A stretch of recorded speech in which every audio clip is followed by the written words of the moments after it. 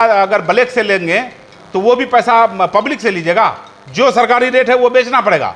आप जिस दाम में बेचिए, आप रेट लिखिए, चालान में लिखना पड़ेगा ताकि जीएसटी भरना पड़े आपको। सर, जिस तरह से आपने इट्टा भट्टा के लेकर के जो मुहिम चलाया है, ये मुहिम कहाँ तक कामयाब हो पाएगा, इसके बारे में कुछ बताइए। देखिए, कामयाबी तो प्रशासन के हाथ में है। प्रशासन चाहे तो जो सरकारी रेट है, जैसे कि 2021 के नियमानुसार भवन विभाग का जो एस्टीमेट बनता था, तो उसमें 2021 और 22 का जो है वो 5545 रुपया है। अभी जो नया रेट है उसमें नया रेट में लगभग कितना है, 5700। 5500 2021 का है, नया रेट में है 2025 का 5715 रुपया। पूर्णिया कमिश्नरी के लिए ये रेट निर्धारित किया गया है भवन विभाग से। अब रहा सवाल कि ये लोग 11,000 12,000 तक बहादुरगंज में, किशनगंज में ईटा बिक रहा है। हाँ, और ये लोग 11,000 12,000 में ईटा बेचता है, उसके बाद किसी को भी पक्का चालान नहीं देता है। रसीद में सिर्फ आपको एगो इस तरह का एक रसीद थमा देता है। सिर्फ कितना ईटा है, 1500 ईटा है, 1000 ईटा है, वो लिख देता है, आपको छोड़ देता है। बाकी चालान जो होता है, जो रेट बैठाया जाता है, एक भी भट्टा वाला नहीं देता है। हाँ, जीएसटी बिल जिसमें लिखा रहता है। अब रहा है कि हमको शक कहाँ हो गया कि बगल में साबोडांगी है जो ठाकुरगंज प्रखंड में पड़ता है, वहां 7,000 रुपया पक्का एक नंबर ईटा 7,000 बिकता है। क्या अभी भी वही? अभी बोलने दीजिए हमको।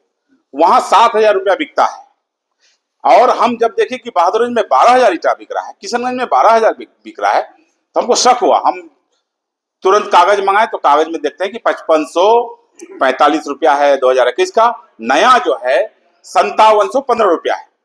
तो हमने आवाज उठाया। उसके बाद जो सबसे बड़ा मुद्दा ये है कि एक तो ये लोग चोरी करता है कि जीएसटी चोरी करता है सारे भट्टा वाला, किसी को भी रसीद नहीं देता है। सबसे बड़ा सवाल यह है कि हमारा ग्रामीण किसान जो हमारा इंदिरा आवास जिसको मिला है, वो अगर लोकल बालू किसी दिन 1 टेलर 2 टेलर या मिट्टी भीटा में डालने के लिए काटने जाता है तो तुरंत माइनिंग और थाना प्रभारी वहां पहुंच जाता है, गाड़ी सीज करता है और फाइन भरा दिया मार देता है। 1 लाख 1.5 लाख तक फाइन मारा जाता है और इंदिरा आवास का पैसा माइनिंग को फाइन के तौर पर देना पड़ता है। तो माइनिंग सबसे बड़ा चोर है, माइनिंग। बल्कि डकैत भी कहिएगा तो चलेगा, क्योंकि दिन में वो लोग करता है तो डकैती हुआ। माइनिंग इसलिए डकैत हुआ कि एक टेलर ग्रामीण अगर मिट्टी या बालू काटने के लिए जाता है तो तुरंत माइनिंग वहां पहुंच जाता है थाना प्रभारी को लेकर के और सीज कर देता है। और वहीं हमारा किशनगंज में 561 भट्टा है लगभग, थोड़ा कम बेस भी हो सकता है। तो ये भट्टा में डेली मिट्टी जो है कम से कम 100 200 400 500 टेलर डेली मिट्टी काटता है, खेत से काट के लाता है।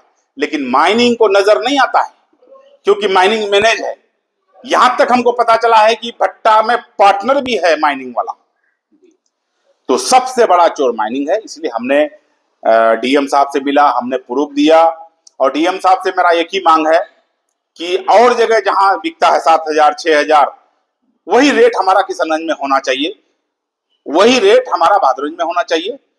जो जबकि अभी ये ठाकुरगंज में आपका साबोडांगी भट्टा है, लगभग 50 से 55 भट्टा है। वहां धरल्ले से 7,000 बिकता है सारे भट्टे में, एक नंबर ईटा, 2-4-500 आगे और पीछे। तो मेरा वही मांग है कि भट्टा का रेट, ईटा का रेट कम हो। सर, कहीं ऐसा तो नहीं कि साइज में छोटा हो? ये जो देखिए, साइज अगर छोटा बड़ा है तो वो तो सरकार जानेगा ना। सरकार माइनिंग डिपार्ट में कितना होना चाहिए ये तो माइनिंग जवाब देगा ना। ईटा 9 इंची होना चाहिए, 10 इंची होना चाहिए, या 4.5 इंची होना चाहिए, या 5 इंची होना चाहिए, ये माइनिंग डिपार्ट ही कहेगा। अगर कम बेचता है तो उसमें भी माइनिंग का हाथ है। बगैर माइनिंग का ये मैनेज नहीं हो सकता है। एक तरफ ईटा का रेट 12,000, दूसरी तरफ मिट्टी 100 से लेकर के 500 टेलर प्रत्येक भट्टा वाला काटना। तीसरा, जो कोई भी भट्टा में जाइए ईटा लेने के लिए तो ईटा ले लेता है, जितना ईटा लीजिएगा 1500 या 1000 रसीद में लिख देता है, रेट नहीं लिखता है। मेरा लड़ाई है कि आप रेट लिखिए, पक्का बिल दीजिए, तभी हम समझेंगे कि आप अगर पब्लिक से अगर पैसा ले रहे हैं तो ये पैसा सरकार को भी जा रहा है। ये सरकार का चोरी होता है, जीएसटी डायरेक्ट चोरी है। इस चोरी में क्या कहते हैं कि ये माइनिंग शरीक है इसमें। जैसे विपक्ष का कहना है कि सिर्फ ये राजनीति मुद्दा है जिसको भुनाने की कोशिश कर रहे हैं तौसीफ साहब, और यहाँ तक कह रहा है कि ये इस टाइम जो है जैसे पार्टी छोड़ के आए हैं उनको कोई मुद्दा मिल नहीं रहा। 17 साल वो या 25 साल वो रहा, उन्होंने क्या आवाज उठाया, अभी क्यों? देखिए 2021 के बाद ना आया है मामला। मेरा जो 2020 से पहले था उस समय 6000 बिकता था ईटा। रेट तो 2020 के बाद बढ़ा है ना, तो हम कैसे देनदार हैं? उस समय अगर बढ़ता तो उस समय हम लड़ाई लड़ते। अभी बढ़ा है और वही 7000, अगला साल भी 7000 बिका है, तो हम लोग चुप थे कि चलो भाई 7000 तक ठीक है। लेकिन इस साल अगर 8000 बेचता ना तो हम उंगली नहीं उठाते, लेकिन डायरेक्ट 12000 कर दिया है। इसलिए ये लड़ाई रुकने वाला नहीं है, क्योंकि जनता मेरे साथ है। मेरा लड़ाई है कि ईटा का रेट कम हो, क्योंकि अगर भवन विभाग एस्टीमेट बनाता है, रेट बैठाता है 5715 रुपया, तो फिर ठेकेदार कैसे जुमाता है? इसका मतलब ठेकेदार भी चोरी करता है। भवन विभाग जो बनाया है नया रेट 5715 रुपया, उसमें करना पड़ेगा। और सबसे बड़ा सवाल है, जिला पदाधिकारी महोदय से मेरा एक ही मांग है कि आप भट्टा वाला जो मिट्टी काटता है उसको रोकने का काम कीजिए। दूसरा, जो चालान नहीं देता है, रेट नहीं बैठाता है, रेट बैठाने का काम कीजिए। तीसरा, रेट आपको कम करना पड़ेगा, बगैर कम का कंप्रोमाइज नहीं होगा। हमारा लड़ाई जारी रहेगा। पदाधिकारी अगर भट्टा मालिक का साथ दे रहा है तो हम लोग पदाधिकारी के खिलाफ भी आगे जाएंगे। ये सर, भट्टा वालों का कहना है मिट्टी का रेट ज्यादा हो गया है, प्राइवेट से मिट्टी खरीदना पड़ रहा है, इस वजह से रेट बढ़ाया गया है। बिहार सरकार के तरफ से नियमानुसार बिहार सरकार मिट्टी कटाई में रोक लगाया है। मिट्टी आप नहीं काट सकते हैं। अगर आप खरीदते हैं तो चोरी करते हैं, आप अगर काटते हैं तो सरकार का चोरी करते हैं। और अभी भाई साहब ने एक सवाल किया कि आप राजनीतिक मुद्दा तो नहीं है आपका। अगर राजनीतिक मुद्दा रहता तो मेरा जो अभी बहादुरगंज से एमएलए है अंजार नईमी साहब, उसका 7 भट्टा है, तो हम उसको टारगेट करते। इसलिए राजनीतिक मुद्दा नहीं है, ये पूरे जिला का मुद्दा है। अंजार साहब का भी 7 भट्टा है, तो हम उस पर क्यों नहीं टिप्पणी करते हैं? हम तो पूरा जिला का मामला लाए हैं कि पूरा जिला में रेट कम हो, और जो रेट है ये पूरा कमिश्नरी के लिए है, पूर्णिया कमिश्नरी का ये रेट है। भट्टा वाले को मुनाफा नहीं हो रहा है, इस वजह से शायद रेट बढ़ा रहे होंगे। भाई आप मुनाफा अगर नहीं हो रहा है तो आप पब्लिक का पैसा लीजिएगा। आप मुर्गा रोटी खाइएगा तो आप पब्लिक से पैसा लीजिएगा। आप कोयला अगर ब्लैक से लेंगे तो वो भी पैसा पब्लिक से लीजिएगा। जो सरकारी रेट है वो बेचना पड़ेगा। आप जिस दाम में बेचिए, आप रेट लिखिए, चालान में लिखना पड़ेगा, ताकि जीएसटी भरना पड़े आपको। ऑब्जेक्शन ये भी है कि मिट्टी बालू का रेट अगर सरकारी रेट से है, लेकिन दुकानदार उससे रेट बढ़ा के बेचते हैं, लेकिन इस पे ऑब्जेक्शन नहीं लग रहा। आप कोई अगर बढ़ा करके चोरी करके बेचता है तो आप क्यों लीजिएगा? आप आवाज उठाइए कि बालू चोरी का बिक रहा है या बालू का ज्यादा दाम है, तो हम लोग उसमें भी धरना देंगे। आप लोग भट्टा वाला एक संघ बनाइए, आइए बालू माफिया के खिलाफ भी आवाज उठाएंगे। तौसीफ आलम साहब कब बालू और गिट्टी के लिए धरना देंगे? अभी भी धरना देने के लिए तैयार हैं, लेकिन पहले मेरा मुद्दा है ईटा का। ईटा के बाद मैं सिर्फ ये नहीं कहता हूँ, बालू भी चोरी होता है, बालू भी माफियागिरी कर रहा है। यहाँ ये घाट का टेंडर लेता है, 17 घाट से बालू उठाता है। पोठिया प्रखंड में देखिएगा तो उसके लिए भी हम जिला पदाधिकारी को लिख करके दिए हैं।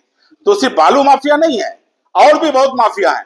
सबको आवाज उठाना चाहिए। तौसीफ आलम ठेकेदारी नहीं लिया है, समझ गए। लेकिन मैं देखा कि ये ईटा जो है ये गरीबों का मुद्दा है। ईटा जो है इंदिरा आवास जो मिला है उसका मामला है, इसलिए हमने आवाज उठाया। और कोई गलत करता है, सबको अधिकार है, आप लोग आवाज उठाइए भाई। सर, आपने बोला पूरे जिला के बारे में कि पूरे जिला का जो भट्टा का ईंट रेट है सबके बारे में, तो इस मुहिम में इधर पार्टी के जो सियासतदान वो आपके शरीक हैं कि नहीं? मुझे क्या मतलब है कोई कौन पार्टी साथ दे रहा है नहीं दे रहा है? मुझे मतलब है जनता का भला कैसे होगा। हम जनता का भलाई के लिए आगे बढ़े हैं, अकेले बढ़े हैं। अगर कोई मुनासिब नेता समझेगा तो मेरा साथ देगा, नहीं समझेगा, मुद्दा जनहित का मुद्दा है, अगर वो साथ नहीं देगा तो जनता भी तो उसको नाप रहा है कि तौसीफ साहब के साथ कौन साथ दे रहा है नहीं दे रहा है। अगर नहीं देगा साथ तो जनता समय पर जवाब देगा उसको। सर, इस आंदोलन में जनता आपके साथ 100% जनता मेरे साथ है, गरीब मेरे साथ में है। सिर्फ भट्टा वाला हमसे नाराज है, भट्टा वाले का रिश्तेदार हमारा विरोध में है, और जो चाटुकार कुछ पत्रकार है वो हमसे नाराज है, क्योंकि उसका रोजी रोटी चलता है भट्टा वाला से। आपके ससुर जी का भी भट्टा है, तो वो नाराज है क्या आपसे? देखिए, मेरा ससुर जी है, अगर वो भट्टा वाला है तो नाराज होगा ही। अब मेरा ससुर के वजह से हम तो मुद्दा का उठाना छोड़ नहीं देंगे। रिश्ता अलग जगह पर है, मुद्दा अलग जगह पर है। पब्लिक का जहां तक साथ है, मैं पब्लिक के साथ हूं। इस बार के चुनाव में आपका क्या एजेंडा रहेगा, क्योंकि पार्टी बदल गई है आपकी? कोई एजेंडा नहीं, एक ही एजेंडा है कि हमको एक बार नहीं, दो बार नहीं, तीन बार नहीं, 4 बार मुझे पब्लिक जिताया है। पब्लिक मेरे ऊपर भरोसा करता है, और पब्लिक पर मैं भरोसा करता हूं। जिस तरह इस मुद्दे पर पब्लिक मेरे साथ है, मैं 100% कह रहा हूं, इसलिए हमारे ऊपर विश्वास 100% करता है। हम कुछ भी करेंगे, पब्लिक मेरे साथ है। अंजार नईमी साहब कह रहे हैं कि इस बार महागठबंधन की हवा चलेगी, तो उसी साहब हार जाएंगे। अब अंजार साहब अगर हरा देंगे पैसा के बल पर तो वो उसका मामला है, लेकिन जनता मुझे जिताने जा रहा है इंशाल्लाह। क्योंकि उनके पास 27 भट्टे मालिक है, वो उनके पास हर चीज है, साम दाम दंड भेद राजनीति। देखिए, जहां तक रहा अंजार नईमी साहब का, अंजार नईमी साहब को वोट नहीं दिया था लोग, यहाँ का लोग MIM को वोट दिया था, और अंजार साहब 6 करोड़ में जाके राजद में बिक गया। तो जनता जान रहा है कि हम लोग MIM को जिताए, और वो 6 करोड़ में जाकर के बिक गया राजद में। तो इसका मतलब ये नहीं है कि अंजार साहब जिस पार्टी में चले जाएंगे जनता उसको वोट दे देंगे। जनता अंजार नईमी को ना कल वोट दिया था, ना आज देगा। कल भी MIM को वोट दिया था, आज भी जनता MIM को वोट देगा। कल ऐसा ना हो कि आप भी पार्टी छोड़ के चले जाएं। हमने कहा है बहादुरगंज में कि अगर मेरा लाश उठे तो इसी झंडे के तले उठे। अगर मैं दोगला होऊंगा तो मैं भी पार्टी बदल दूंगा। एक आदमी अगर चोर होगा तो सब चोर नहीं होता है। एक मुसलमान अगर कोई आतंकवाद होता है तो सब मुसलमान आतंकवाद नहीं होता है। एक चोर होता है तो सब चोर नहीं होता है। इसीलिए जो चोरी किया है, जो अपने आप को बेचने का काम किया है, उससे सवाल कीजिए कि आप क्यों भागे। क्या तौसीफ साहब इस मुहिम के साथ साथ अपने एजेंडा भी लेके चलेंगे? मेरा वो एजेंडा खुला हुआ है। पब्लिक का जहां मुद्दा आएगा हम खड़ा हैं। पब्लिक के लिए निछावर किए थे, निछावर कर रहे हैं, निछावर करेंगे। अपना कोई निजी स्वार्थ नहीं है, अपना जो MLA बनने का शौक नहीं है। अब जो है, क्योंकि एक बार नहीं, 2 बार नहीं, 3 बार नहीं, 4 बार मुझे पब्लिक जिताने का काम किया है। मुझे MLA बनने का कोई शौक नहीं है। मुझे एक ही शौक है कि हर पब्लिक का हम काम आए। सर, अभी जैसा कि आपने ईटा के भट्टे के मुद्दे को उठाया, बाकी गिट्टी बालू की बात करी, तो क्या ऐसा नहीं लगता है कि DM साहब के थ्रू कोई ऐसा कोई टीम बनाया जाए जिससे कि इसकी जांच पड़ताल हो, जिसमें आपको सपोर्ट करे पूरी तरह से? देखिए, मुझे सपोर्ट करे ना करे उसका हमको कोई जरूरत नहीं पड़ता है। हम लड़ाई छेड़े हैं, लड़ाई लड़ेंगे।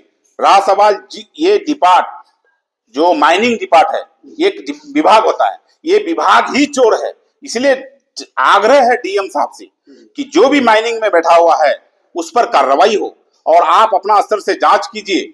और दोषी इसलिए है कि नगर पंचायत में कोई भी भट्टा नहीं होना चाहिए। बहादुरगंज नगर में 17 भट्टा है जिसको लाइसेंस दिया है। कैसे लाइसेंस मिला? माइनिंग जब तक मैनेज नहीं हुआ है, जब तक माइनिंग पैसा नहीं लिया है, तब तक उसको लाइसेंस कैसे मिला? जबकि बिहार सरकार के अनुसार किसी भी म्युनिसिपैलिटी में भट्टा नहीं होना चाहिए। तो यह भट्टा कैसे दे दिया लाइसेंस? ये जांच का घेरे में है। मैं जिला पदाधिकारी महोदय से कहना चाहूंगा कि जो लाइसेंस दिया म्युनिसिपैलिटी में, उस पदाधिकारी पर FIR होना चाहिए। आपने कहा कि सर बिहार सरकार का आदेश है कि मिट्टी कहीं भी काटती नहीं जानी चाहिए, तो फिर जो भट्टा मालिक है वो ईट कहाँ से तैयार करेंगे, मिट्टी कहाँ से लाएंगे? ईटा का प्रावधान नहीं है। सरकारी कोई भी सामान बनेगा वो सीमेंट का ईटा से बनेगा। ईट का कोई प्रावधान? ईट का बिहार सरकार प्रावधान खत्म कर दिया है। मिट्टी में रोक है, बिहार सरकार मिट्टी में रोक लगा दिया है। आप पता कर लीजिए, नियम अनुसार पता कर लीजिए। और बिहार सरकार का चिट्ठी भी है DM साहब के पास। DM साहब नहीं बल्कि पूरे बिहार सरकार में कोई भी सरकारी भवन बनेगा वो सीमेंट वाला ईटा से बनेगा, इसलिए ईटा का दरकार ही नहीं है। जैसे कि सीमांचल में बहुत ही निचले और गरीब तबके के लोग रहते हैं, बहुत ही बाढ़ प्रभावित इलाका है, यहाँ पे मिट्टी की सख्त जरूरत पड़ता है। लोग घर कैसे उठाएंगे, वो अपनी ईटा को ऊपर कैसे करेंगे, घर को ऊंचा कैसे करेंगे? इसीलिए तो मैं कह रहा हूं कि यहाँ बाढ़ प्रभावित क्षेत्र है।